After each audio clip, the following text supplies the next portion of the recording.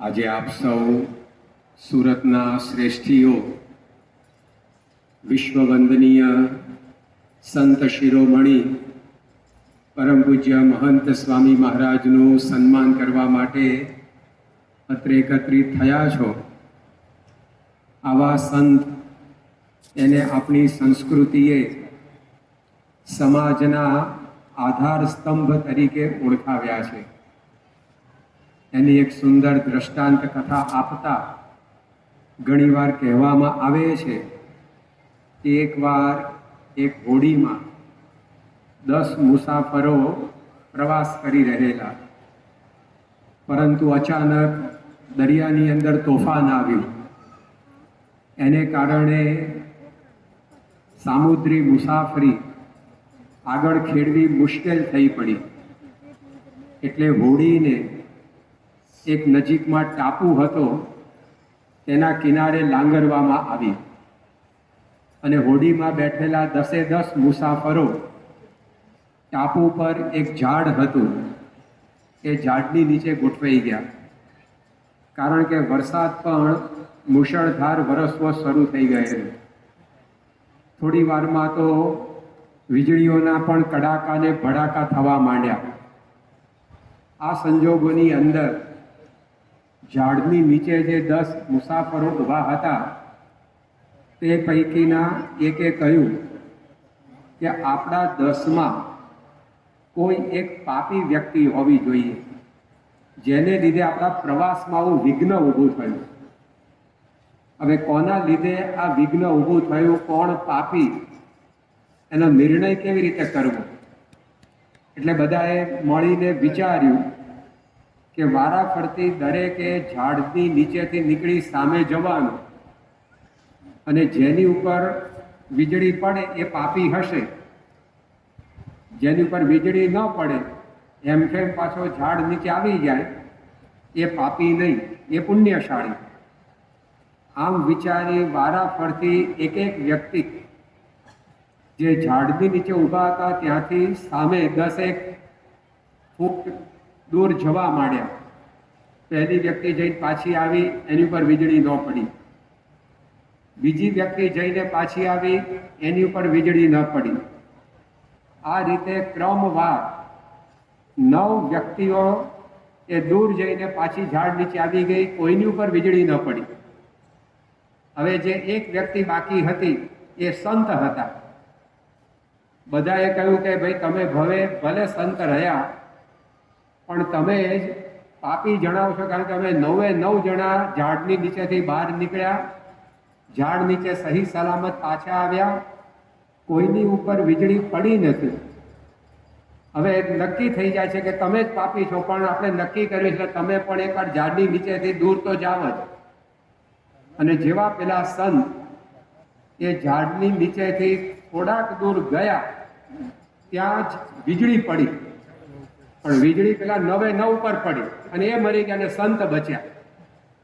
ત્યારે બધાને ખબર પડી કે આ એક સંતના લીધે બાકીના 9 જણા બચી જતા હતા. જેને પેલા 9 જણા સમજતા હતા કે આના લીધે મુશ્કેલી આવે છે, પણ હકીકતમાં ચિત્ર જુદું હતું.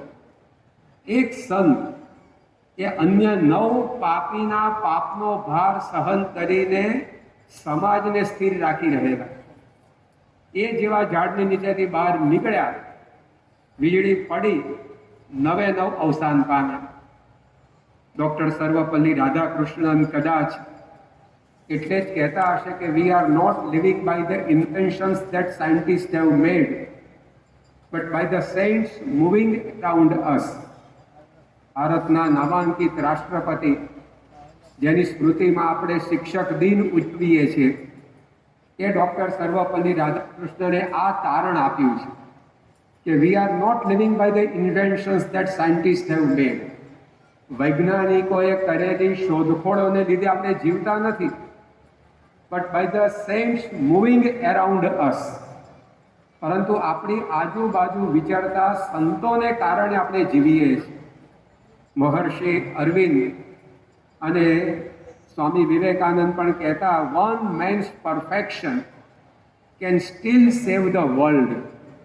આ પૃથ્વી ઉપર એક જ વ્યક્તિ એ પ્યોર, શુદ્ધ હોય, પરફેક્ટ, પરિપૂર્ણ હોય, એટલે કે એક જ સંત આ પૃથ્વી ઉપર હોય તો પણ એ પૃથ્વી એ સહી સલામત રહી શકે. એ સંતના સત્વનો પ્રતાપ હોય છે.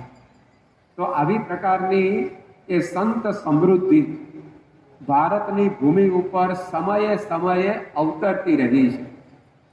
આપણી આ ભારત ભૂમિ, આપણો આ દેશ એ કૃષિ પ્રધાન છે, એની સાથે ઋષિ પ્રધાન પણ છે.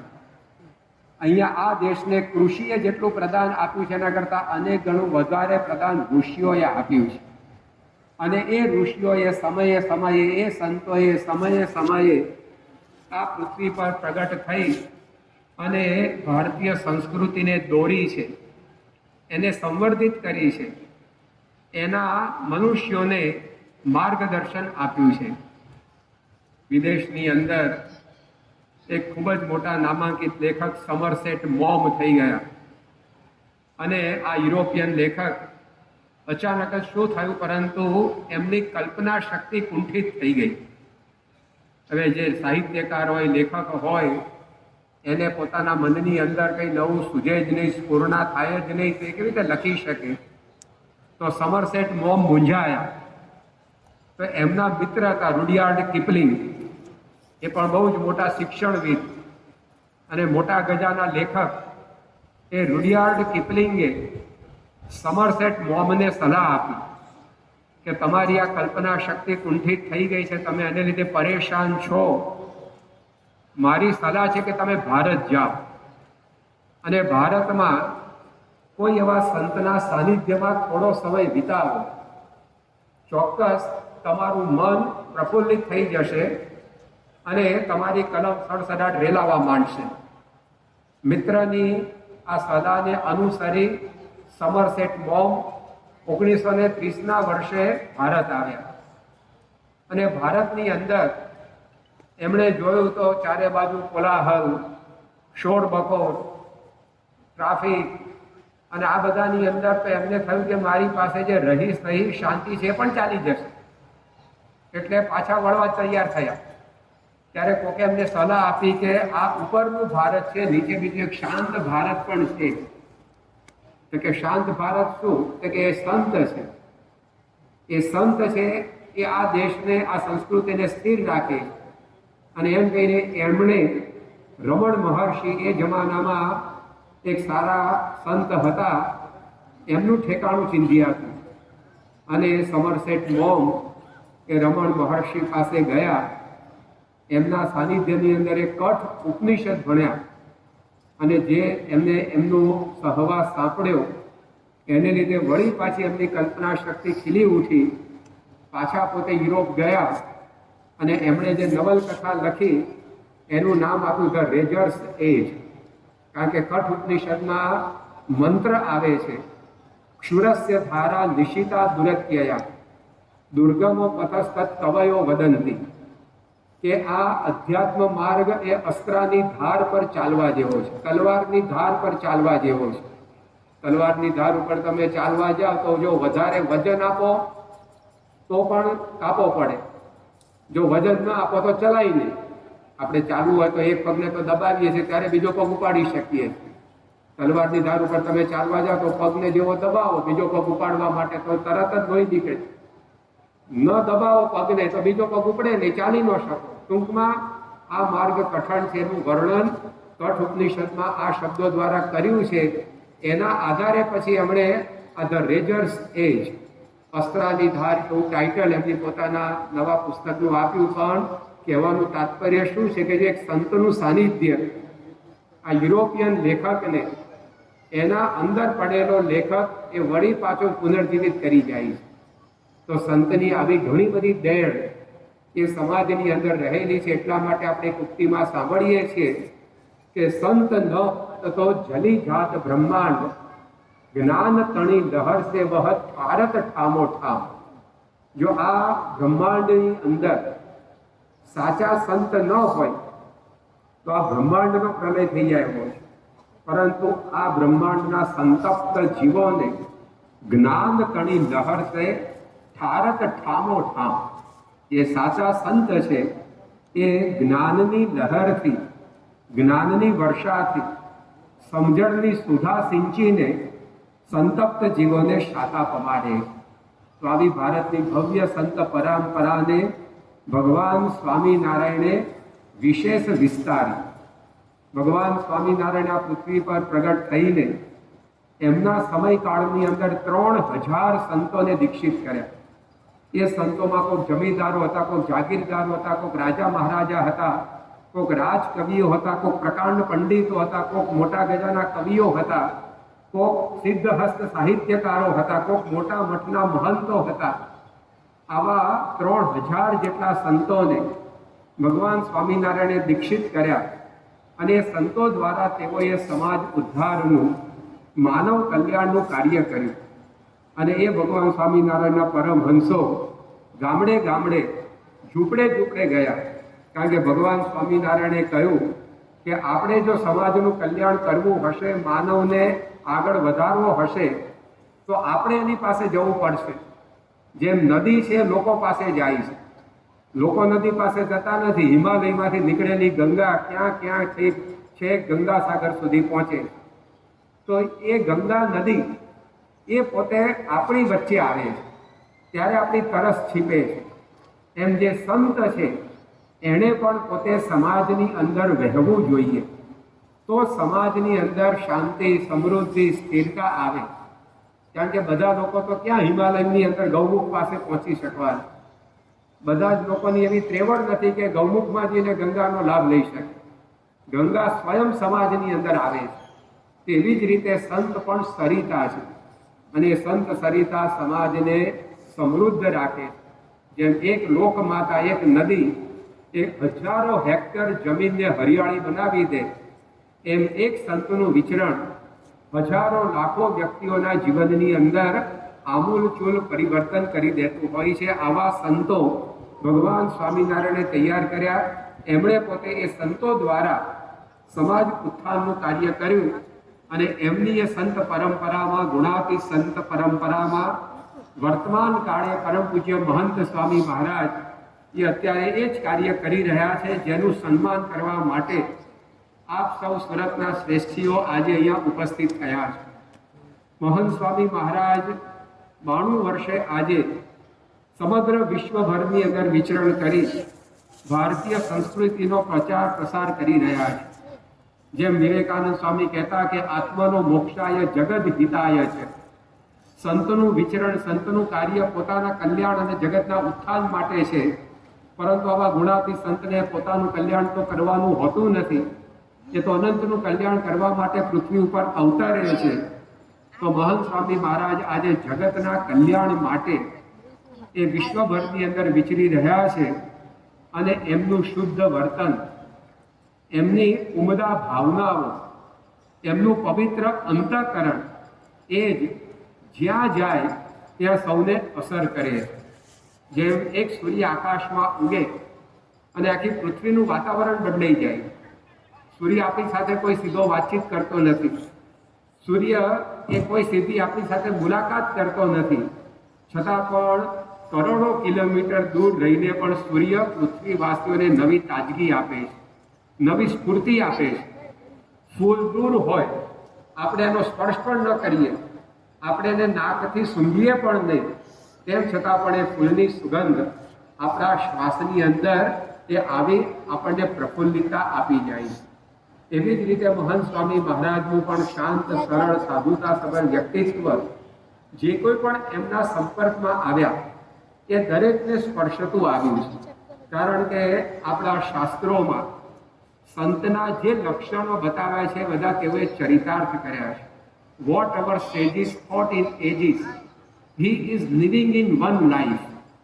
યુગો સુધી આપણા ઋષિઓએ, સંતોએ ચિંતન કરીને સંતનું જે શબ્દ ચિત્ર એ મહર્ષિ વેદવ્યાસે ભાગવતમાં દોર્યું છે, વાલ્મીકી ઋષિએ રામાયણમાં કંડાર્યું છે, કૃષ્ણ ભગવાને ભગવદ્ ગીતાની અંદર આપ્યું છે કે નરસિંહ મહેતા, મીરાબાઈ, તુકારામ જેવા ભક્તોએ, સંતોએ પોતાના અભંગોમાં, ભજનોમાં લખ્યું છે કે તમામ સંત લક્ષણ whatever sages thought in ages, he is living in one life. એ મહંત સ્વામી મહારાજ પોતે આજે જીવી રહ્યા છે। કહેણી મિશ્રી ખાંડ હે, રહેણી તાતા લોહ, કહેણી કહે રહેણી રહે, એસા વિરલા કો। મહંત સ્વામી મહારાજની મોટપ શેમાં છે? વર્તનમાં છે। આ સાખીમાં વાત કરી કે કહેણી મિશ્રી ખાંડ છે, પ્રવચન કરવું, કથા વાર્તા કરવી, પારાયણ કરવી, એ કંઈક બોલવું એ મિશ્રી ખાંડ ખાવા જેવું સહેલું છે, પરંતુ જે પ્રમાણે બોલાય એ પ્રમાણે રહેવું, વોક યોર ટોક, તમે જે બોલો છે એ પ્રમાણે જીવો, એ કેવું છે? રહેણી તાતા લોહ, લોહ એટલે લોખંડ, તાતુ એટલે ગરમા ગરમ, ગરમા ગરમ લોખંડને હાથમાં પણ ઝાલી શકે, કોઈ ન પકડી શકે। એક સહેજ અગરબત્તી આપણને જલતી અગર અડી જાય તો પણ આપણે 2 ફૂટનો ઠેકડો મારીએ છીએ, એવી બાપ દાદીઓ કહી, તો અગરબત્તીને એક ટોપકું અડી જાય તો આપણને દજાય છે, તો ગરમા ગરમ લોઢું એ તો કોણ હાથમાં પકડી શકે? તો અહીંયા કહ્યું કે કહેવું એ બહુ સહેલું છે, પણ એ પ્રમાણે રહેવું એ ગરમા ગરમ લોઢું હાથમાં પકડ્યા જેવું કઠણ છે। કહેણી કહે और રહેણી રહે, ऐसा विरला को। જે પ્રમાણે કહેતા હોય એ પ્રમાણે રહેતા હોય એવા સંત એ વિરલ છે। જે મનસ્યેકમ વચસ્યેકમ કર્મણ્યેકમ મહાત્મના, જે મનમાં વિચારે એ જ જીભ દ્વારા બોલે અને એ જ એના જીવનમાં વર્તે, તો આ વર્તનની મોટપ એ મહંત સ્વામી મહારાજના સાનિધ્યમાં આપણને અનુભવાય છે। અહીંયા દક્ષિણ ગુજરાતમાં ધર્મપુરમાં વિશાળ ધાર્મિક સામાજિક સંસ્થા શ્રીમદ રાજચંદ્ર મિશન કાર્યરત છે। એના ધાર્મિક વડા પૂજ્ય શ્રી રાકેશભાઈ ઝવેરીએ એકવાર મહંત સ્વામી મહારાજ માટે અભિપ્રાય આપેલો, તો તેઓએ વાત કરેલી કે મહંત સ્વામી મહારાજ એટલે પવિત્રતાનું શિખર। તેઓના સાનિધ્યમાં હું જાણે પવિત્ર ગંગાજીમાં સ્નાન કરી રહ્યો હોઉં એવું મને અનુભવાય। મને મહંત સ્વામી મહારાજનું બધું જ ગમે છે, પરંતુ એમાંથી 2-3 ચીજ તો બહુ ગમે છે। એક તો એમની આંખો, એ વિકારી નહીં, અહંકારી નહીં, પરંતુ સંસ્કારી આંખો। બીજું તેઓનો દાસાનુદાસ ભાવ મને ખૂબ જ સ્પર્શ્યો છે। તેઓનું અંતઃકરણ પવિત્ર છે, શુદ્ધ છે, એ તેઓના પરિચયમાં આવવાથી મને પ્રતીતિ થઈ। તો મહંત સ્વામી મહારાજ એક શુદ્ધ પવિત્ર અંતઃકરણ વાળા સંત છે, જેના જીવનમાં કોઈના વિશે કોઈ પણ પ્રકારનો મલિન ભાવ જ નહીં। 2017ના વર્ષમાં સ્વામી શ્રી આફ્રિકાના કંપાલા શહેરમાં બિરાજમાન હતા અને ત્યાં તેઓની મુલાકાત યુગાન્ડાના રાષ્ટ્ર પ્રમુખ મિસ્ટર મુસેવેની સાથે થઈ। એ મિસ્ટર મુસેવેનીને મળી સ્ટેટ હાઉસમાં મુલાકાત પૂર્ણ થયા બાદ સ્વામીજી પોતાના ઉતારે પરત ફર્યા। લગભગ વચ્ચે 15-20-25 મિનિટની મુસાફરી થઈ હશે, પરંતુ ઉતારે પહોંચતા મહંત સ્વામી મહારાજ બોલ્યા કે રસ્તામાં જેટલા કંઈ લોકો મને દેખાયા એ બધા માટે હું પ્રાર્થના કરતો આવ્યો કે સૌનું ભગવાન ભલું કરે। હવે એ જે કંઈ આસપાસ દેખાયેલી વ્યક્તિઓ એમના કોઈ અનુયાયી નહોતા, એ તો બહારની વ્યક્તિઓ ગણી શકાય એવા હતા, છતાં પણ જે સંત છે એને કોઈ ભેદ નથી હોતા। જેમ સૂર્ય ઝૂંપડાને પણ અજવાળે અને મહેલને પણ અજવાળે, પવન દરેકને શીતળતા આપે, વરસાદ સૌ માટે વરસે, એમ મહંત સ્વામી મહારાજ પણ સમતાયુક્ત છે, મમતાયુક્ત છે। કોઈ ભેદભાવ વિના તે દરેકનું ભલું કરે છે। તો એમનું આ વર્તન એ સૌને સ્પર્શે છે। 2019ના વર્ષમાં મહંત સ્વામી મહારાજના વરદ હસ્તે અબુધાબીમાં શિખરબદ્ધ મંદિરનો શિલાન્યાસ વિધિ થવાનો હતો। અબુધાબીના રાજવી પરિવારે 27 એકરની જમીન BAPS સંસ્થાને હિન્દુ શૈલીનું પરંપરાગત સ્થાપત્ય પરંપરાનું મંદિર બાંધવા માટે ભેટમાં આપેલ। ઇતિહાસની અંદર પ્રથમવાર આવી ઘટના બની રહેલી અને એ મંદિરનો શિલાન્યાસ કરવા માટે મહંત સ્વામી મહારાજ જ્યારે પધાર્યા ત્યારે એમનું સ્વાગત કરવા ત્યાં આગળ અબુધાબીના minister of tolerance mister Sheikh Nahyan ઊભા હતા અને એ શેખ નહિયાને મહંત સ્વામી મહારાજને એરપોર્ટ પર આવકારવા માટે રેડ કાર્પેટ પથરાવી અને એના માટે એમણે પોતે બીજા બધા વિમાનોને એરપોર્ટ પરથી દૂર ખસેડાવીને સ્વામીજીનું વિમાન એ રીતે ઊભું રહેવું જોઈએ કે એમના ચરણ એ સીધા જ એ લાલ જાજમ પર પડે, આવી ગોઠવણ કરાવી. મોહન સ્વામી મહારાજને પછી મળ્યા પણ નહોતા, પરંતુ સંત જાય એ પહેલા એની સાધુતાની સુગંધ પહોંચી જતી હોય. જેમ આપણે ફૂલને જોઈએ પહેલા તો એની સુગંધ આપણી સુધી પહોંચી જાય, જેમ આપણે અત્તરની શીશી જોઈએ પહેલાથી અત્તરની સુગંધ આપણા સુધી પહોંચી ગઈ હોય છે, એમ સંતના દર્શન પહેલા સંતની સુવાસ સાધુતાની એ દૂર દૂર સુધી પહોંચે છે. તો આવું સ્વાગત કરતા એ મિસ્ટર શેખ શ્રી નહિયાન એ પોતે બોલ્યા કે આપને અમારા દેશની અંદર આવકારતા હું આનંદ અનુભવું છું. આ આપનું ઘર છે. મારા હૃદયમાં પ્રતીતિ થાય છે કે આપ આધ્યાત્મિક પુરુષ. જો સ્પિરિચ્યુઆલિટી એ મોહન સ્વામી મહારાજની વિશેષતા છે. એમને જોઈને સૌને અનુભવાય કે આ નખ શીખ આધ્યાત્મિક પ્રતિભા છે. સ્વામી શ્રી અમદાવાદની અંદર 2017ના વર્ષમાં બિરાજમાન હતા ત્યારે ગુજરાતના એક સચિવ ડૉક્ટર શ્રી ધીરજભાઈ કાકડિયા, જેઓ મનોરંજન વિભાગ અને લક્ઝરી ટેક્સ ડિપાર્ટમેન્ટના સેક્રેટરી હતા, સચિવ શ્રી હતા, એમણે પોતે મોહન સ્વામી મહારાજનું સાનિધ્ય માણીને સંતોની સમક્ષ પોતાનો સ્વાનુભવ વાગોળ્યો કે મોહન સ્વામી મહારાજ એમના સાનિધ્યમાં વિતાવેલી પળો એ મારા જીવનની શ્રેષ્ઠ પળો પૈકીની એક પળો છે. અને આગળ પછી એમણે વાત કરી કે સ્વામીજી નિર્દંભ છે, પારદર્શક છે, જેવા અંદર તેવા બહાર. બહાર ભલે વાતાવરણ બદલાય પરંતુ સ્વામીજી બદલાતા નથી. કેટલાક એવા હોય છે કે બહાર જેવું વાતાવરણ મળે એવા પોતે થઈ જાય, પરંતુ મહાન સ્વામી મહારાજને એવું નથી. તેઓ નિર્દંભ છે, પારદર્શક છે અને ખૂબ જ સાદા છે, તેમજ સામર્થ્ય દબાવીને બેઠા છે. તો આ 4-5 વાક્યો એ સ્વામીજીની પ્રતિભા વિશે ઘણું કહી જાય છે કે જેવા અંદર તેવા બહાર. ઘણીવાર વ્યક્તિ એ ઘરના સોફા ઉપર હોય છે એવી મંચના સોફા ઉપર નથી હોતી, પરંતુ આવું ડબલ સ્ટાન્ડર્ડ એ સંતના જીવનમાં ન હોય. સંત તો અંદર બહાર સરળ હોય, તો એ મહંત સ્વામી મહારાજનું જીવન છે. બહાર ભલે વાતાવરણ બદલાય પણ તેઓની સ્થિતિ બદલાતી નથી. માણસ માત્રને અનુભવ છે કે when we are in Rome we should be Roman. જેવો દેશ એવો વેશ, એવું એના જીવનમાં થઈ જાય. જેવા વાતાવરણમાં એ આવે એ વાતાવરણની એની ઉપર અસર થવા માંડે, એના મનના વિચારો બદલાવા માંડે, એની બોલચાલ બદલાવા માંડે. પરંતુ સાચા સંતની સ્થિતિ એક સમાન હોય છે. એ ક્યારેય પણ પોતાની સ્થિતિમાંથી ડગતા નથી. આકાશની પરિસ્થિતિ બદલાય, સૂર્યની ના બદલાય. આકાશમાં વાદળા આવે જાય, પરંતુ સૂર્ય તો એવો ને એવો જ પ્રકાશે.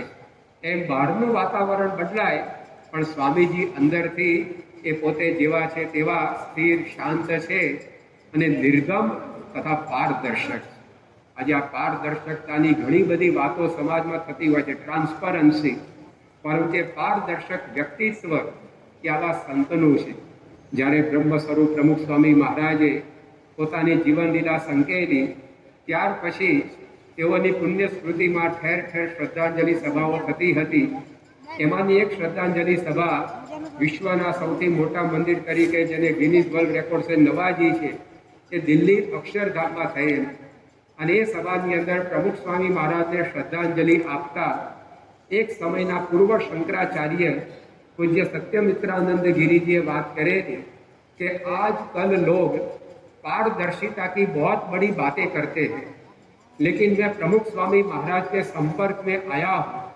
उनके जीवन में जो पारदर्शकता मैंने देखी है वो बेमिसाल है. प्रमुख स्वामी महाराज को आप आकाश से देखें या समुद्र से देखें, खिड़की से देखें या द्वार से देखें, दिन में देखें या रात में देखें, लेकिन एक सरखा दिखाई पड़ने वाला व्यक्तित्व प्रमुख स्वामी महाराज का था.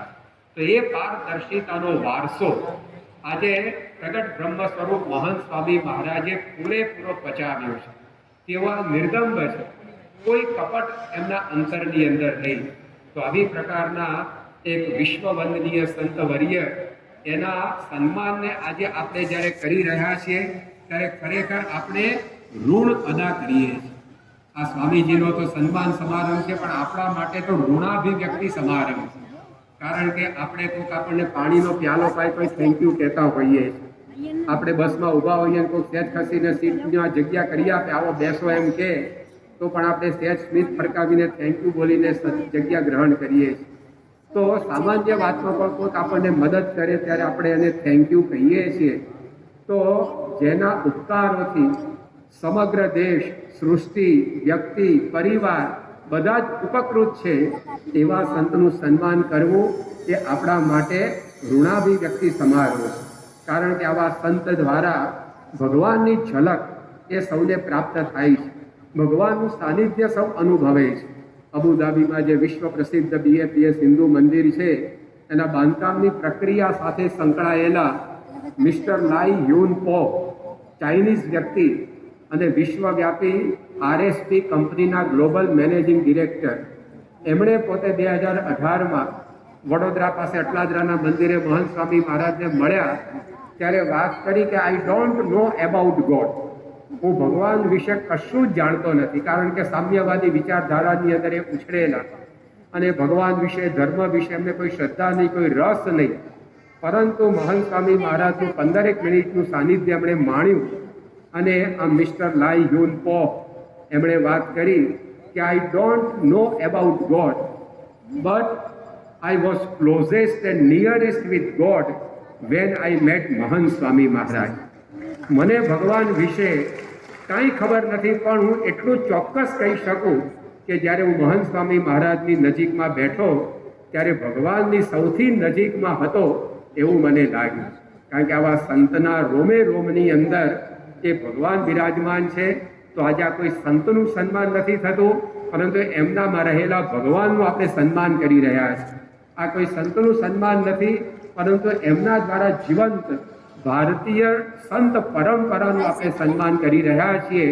આ કોઈ એક સંતનું સન્માન નથી, પરંતુ આપણા પર અનંત ઉપકાર કરનાર એક સંતના પ્રત્યેની ઋણાભિવ્યક્તિ છે. તો આવા સંતના સન્માનથી એક સાથે અનેક ગણો લાભ તે આપણે પ્રાપ્ત કરી રહ્યા છીએ.